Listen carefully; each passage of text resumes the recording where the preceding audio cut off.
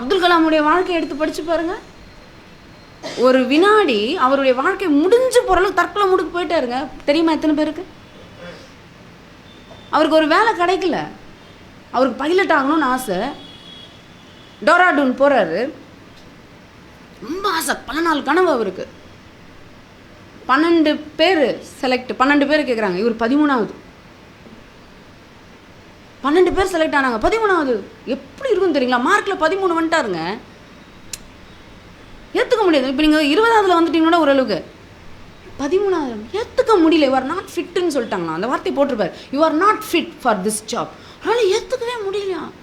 என்ன ஆயிடுச்சு? அவருக்கு இன்ஃபீரியாரிட்டி காம்ப்ளெக்ஸ் அதிகமாகிடுச்சான். அப்துல் கலாம் இன்ஃபீரியாரிட்டி காம்ப்ளெக்ஸ் அதிகமாகிட்டு வீட்டில் அவ்வளோ வறுமையில் நகையெல்லாம் விற்று தான் அவரை படிக்க வச்சாங்க. வாழ்க்கையை படித்து அவங்க அக்காவுடைய நகையெல்லாம் விற்று வாங்கி அவ்வளோ வறுமையில் அவர் படித்து, இனி நான் என்ன பண்ண முடியும், இந்த சமுதாயத்தில் நான் எப்படி போய் போராட முடியும், இதுக்கே நான் லாய்க்கு இல்லைன்னு சொல்லிட்டாங்களே, இனிமேல் என் வாழ்க்கையில் இன்னும் என்ன இருக்குது, நம்ம வந்து இமயமலேருந்து குச்சி செத்துடலாம் அப்படின்னு அந்த உச்சிலேருந்து இப்படி பார்க்குறாராம். போச்சு, லைஃப் முடிஞ்சு போச்சு, எண்டுக்கு வந்துட்டார். அந்த விரக்தியோட உச்சம் பார்த்தீங்களா, அது வந்துட்டார்.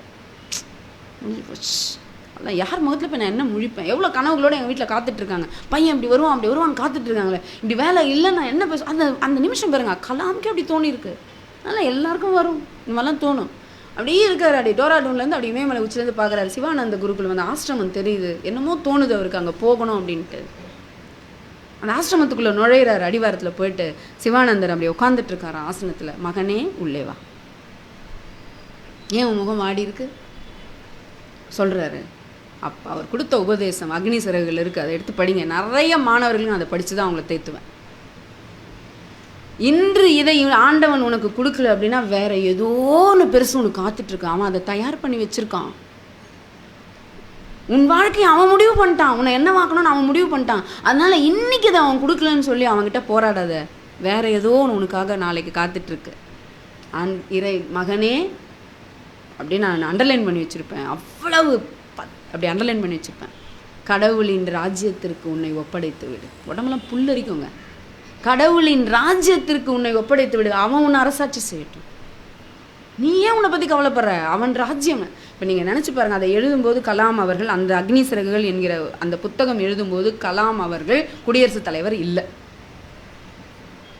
அதுக்கு பிறகு தான் அவர் குடியரசுத் தலைவர் ஆனார். இப்போ சொல்லுங்கள், ஒரு சாதாரண பைலட் ஆகலைன்னு வருத்தப்பட்டு விரக்தியினுடைய உச்சத்துக்கு போனவர் தான் முப்படைகளுக்கும் தளபதி. இறைவன் டே அப்போ சிரிச்சிருப்பார் இறைவன். நீ விரக்தியினுடைய உச்சத்தில் போய் டோராடூன்லேருந்து எட்டி பார்க்குறியா, உனக்கு தெரியாது. அப்படி இறைவன் சிரிச்சிருப்பார்ல, உனக்கு எவ்வளோ பெரிய போஸ்டிங், உலகமே அழப்போகுதுடா நீ இறந்தா. தானாக கடை கிடைக்க போகிறாங்கப்பா. பட்டி தொட்டியெல்லாம் வச்சாங்கங்க அவருக்கு பேனரு. எத்தனை பேர் கண்ணீர் அஞ்சலி, குழந்தைங்க மாணவர்கள் அழுத ஒரே அரசியல்வாதி அப்துல் கலாம் அவர்.